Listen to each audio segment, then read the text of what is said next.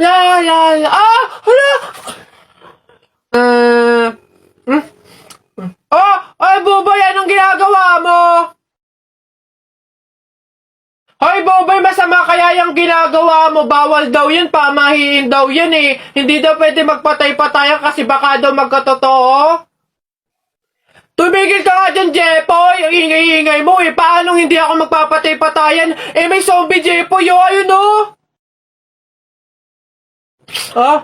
Oo nga, zombie to. Ang pangit-pangit pa, mukha pang mabaho.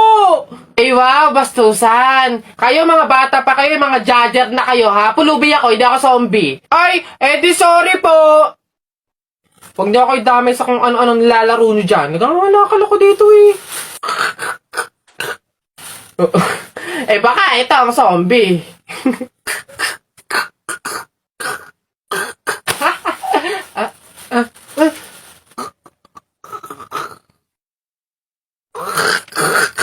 Yun,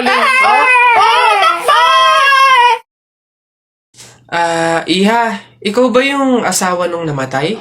Ay, opo, ako po. Bakit po? Gusto ko lang sabihin na mamaya sa libing bawal kang kasunod sa prosesyon ng patay. Ay, bakit po? Pasensya na Iha kasi 'di ba pamahiin na kapag daw kasunod sa prosesyon ng patay yung asawa, maaari daw na siya yung sumunod na mamatay. Maigi na yung nag-iingat. Ay, opo nga, mas mabuting sundin na lang po, no, kaysa may mangyari pang masama. Sige po, gagawin ko po. Oo, kaya siguro dumaan ka na lang sa ibang lugar para makapunta dun sa sementeryo. Wait lang po, wait lang po. Hello, ate! Oh, hello, bakit? Ano ba, nasan ka na? Ililibing na tong asawa mo, oh. Pasensya na ka mo kasi may sinunod pa akong pamahiin na dapat dumaan muna ako sa ibang lugar para makapuntang sementeryo. Hintayin ka mo ako dyan mga 4 hours. Hoy anak, Jepoy. Shh! Nay, bakit? Mamaya kapag nasa burol na tayo ng lolo mo, wag kang iiyak, ha? Lo, Nay, bakit?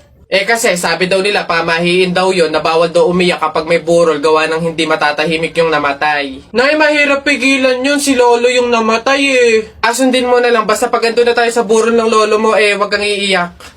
Oh, sige. Lo, paalam na. Andito po yung apo nyo, si Jepoy.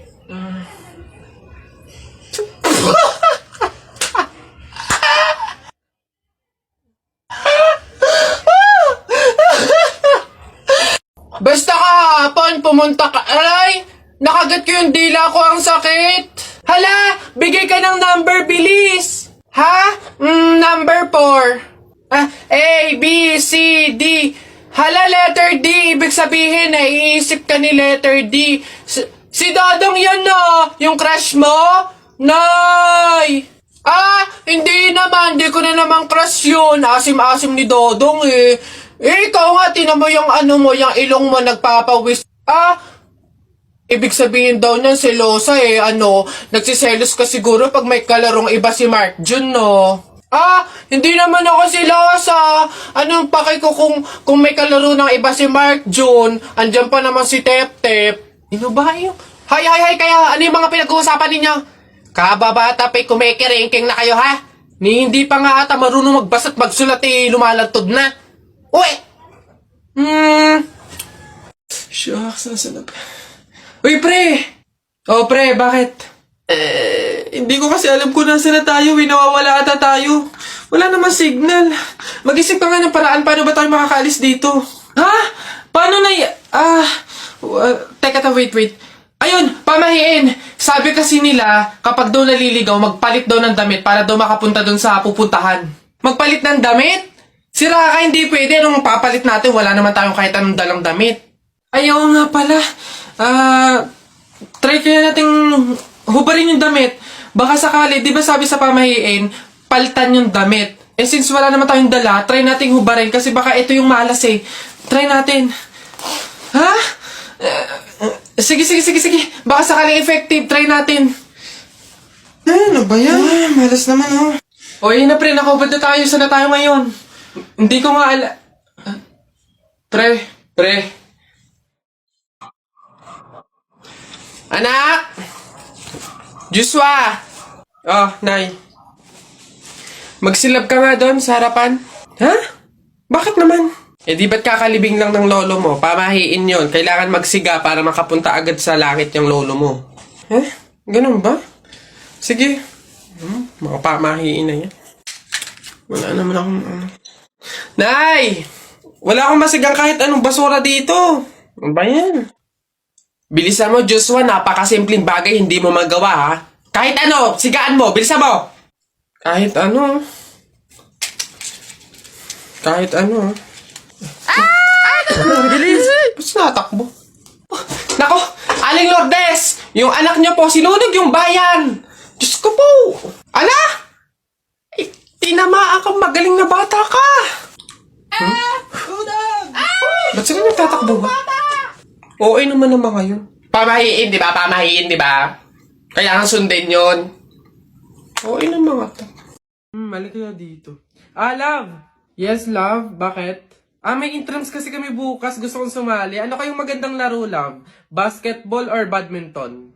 Love, bakit hindi mo na lang lahat salihan? Total, kayong mga lalaki, sanay naman kayong makipaglaro, di ba?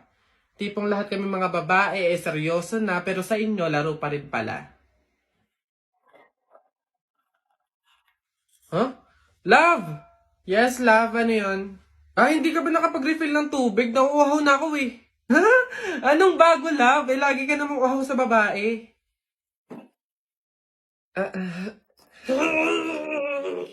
Ano to? Love yung laundry. Love, wag mong ilagay lahat. Baka maghawa yung puti tsaka di kulay. Ay na nga. Isa-isa lang kasi yung lagay. Hindi yung ang dami mong babae.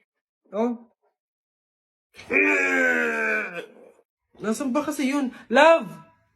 Ano yun? Nakita mo ba yung cellphone ko? Andyan lang yun sa ibabaw ng Durabox. Ibabaw ng Durabox. Love, wala talaga dito. Basta andyan lang yun. Ano ba yan eh? Hindi ko nga makita, love. Naku, kapag gamit mo, hindi mo agad makita. Pero pag babae, ang bilis ng mata. Excuse me. May tatanong lang sana ako. Ay, sige po. Ano po yun? Kaibigan kasi ako nung namatay. Ililibing na, di ba? Napansin ko kasi wala yung taga-sigaw. Wala ba kayong nilagay? Ay, bakit po kailangan ng taga-sigaw? Kasi di ba kaya siya namatay kasi pinatay siya? Nahuli na ba yung pumatay? Ay, ganun po ba? Hindi pa po nahuli yung suspect eh. O hindi pa pala. Ang pamahiin kasi dyan, para daw makonsensya yung pumatay dun sa tao, is kailangan pag ililibing na, maglagay daw ng taga-sigaw para sumuko na yung pumatay sa kanya. Sige po, ako na lang po, yung sisigaw. Ikaw na lang. Sige, mabuti. Ayos, sige.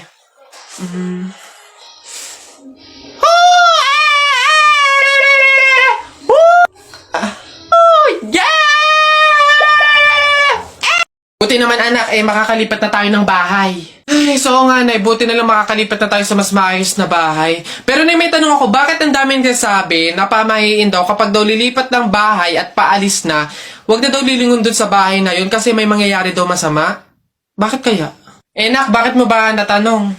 Nay, gusto ko sanang lumingon para masulyapan yung bahay natin. Syempre, tagal na din naman natin tumira dyan, kaya napamahal na rin tayo.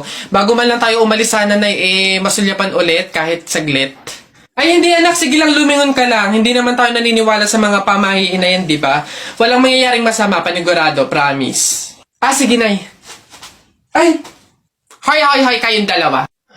Ay, ano? Ganon-ganon na lang yun? Aalis na kayo agad, ha? Hindi nyo pa nga tapos bayaran yung upa sa bahay, eh. Pati yung ilaw at tubig, hindi nyo pa tapos bayaran, tapos aalis lang kayo, ha? 10 yung pinapakain kong anak, tapos yung asawa ko ay batugan pa, tapos aalis kayo, hindi kayo magbabayad. Ang kakapala mukha nyong lahat. Hindi ako papayag. Balik!